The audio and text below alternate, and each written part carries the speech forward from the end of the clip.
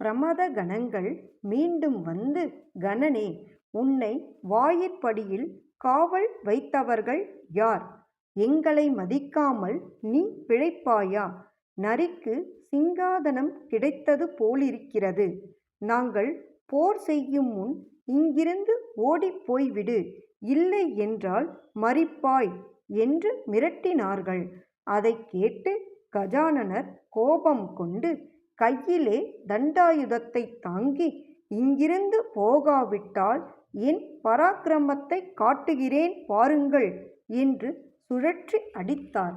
இவ்விதம் கணநாதரால் அடிபட்ட சிவகணங்கள் இனி இந்த துவார பாலகனை எதிர்த்தால் என்ன விளையுமோ என்று பயந்தவர்களாய் சிவபெருமானிடம் விரைந்து சென்று, பெருமானே, அவன் மிகவும் முரடனாக இருக்கிறான், எங்களையெல்லாம் தண்டத்தால் புடைத்தான் என்று முறையிட்டு பணிந்து நின்றார்கள்.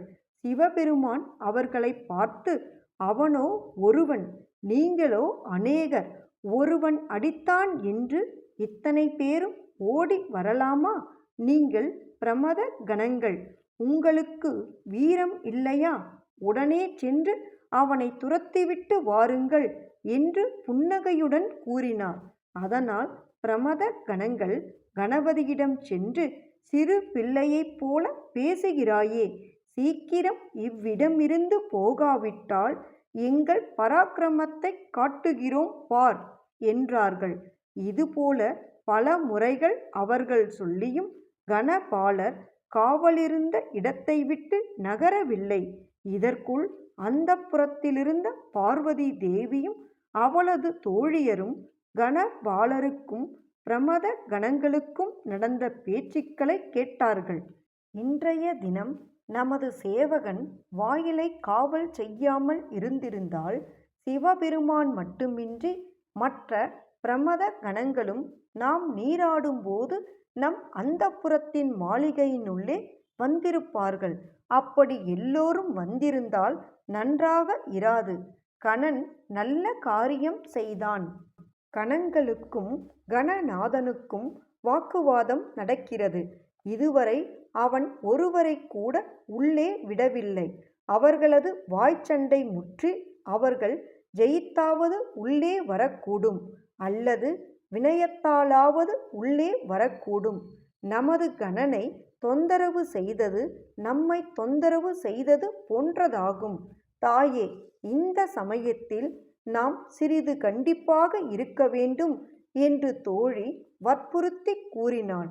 பார்வதி தேவி கணபதியின் மீது அபிமானம் உடையவளாய், என் நாதராக இருந்தாலும் சிவபெருமான் நம் வாசலில் காவல் இருப்பவனை ஏன் தொந்தரவு செய்ய வேண்டும்? அவனை வேண்டிக் கொள்ள கூடாதா என்று சொல்லி அந்த தோழியை கணனிடம் அனுப்பி, ஒருவரையும் உள்ளே அனுப்ப வேண்டாம் என்று மீண்டும் கட்டளையிட்டாள். அந்த தோழியும் வெளியே சென்று கணனைக் கண்டு, நீ செய்யும் கடமை சிறப்பானது.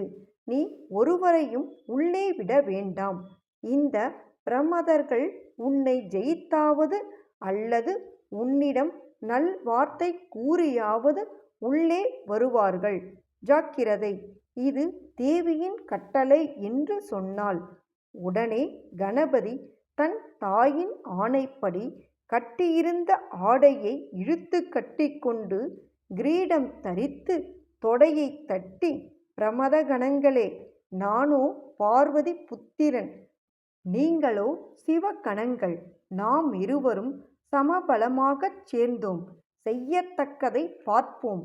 இனி உங்களுக்கு உரிய ஆஞ்ஞையை செலுத்தி சிவாக்கினையை காத்து கொள்ளுங்கள்.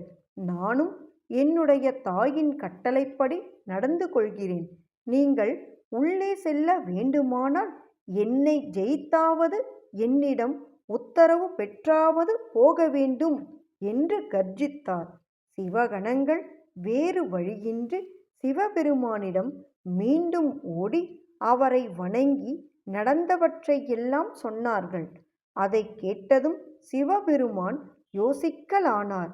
நாம் உத்தரவு பெற்று உள்ளே சென்றால் பெண் கட்டளைக்கு உட்பட்டவராவோம். ஆகையால் நாம் அனைவரும் போர் புரிய வேண்டுவதே முறை. எவ்வாறாயினும் முடியட்டும் என்று முடிவு செய்து சிவ பிரமத கணங்களை நோக்கி, நீங்கள் பிரமத கணங்களாக இருந்தும் போர் செய்வதை விட்டு வேண்டிக் கொள்வது யுக்தமல்ல. பார்வதியின் செயல் நன்றாக இல்லை. அதற்குரிய பயனை அவளும் அனுபவிப்பாள். யுத்தம் செய்ய வேண்டுவதே யுக்தமானது என்றார். திருச்சிற்றம்பலம்.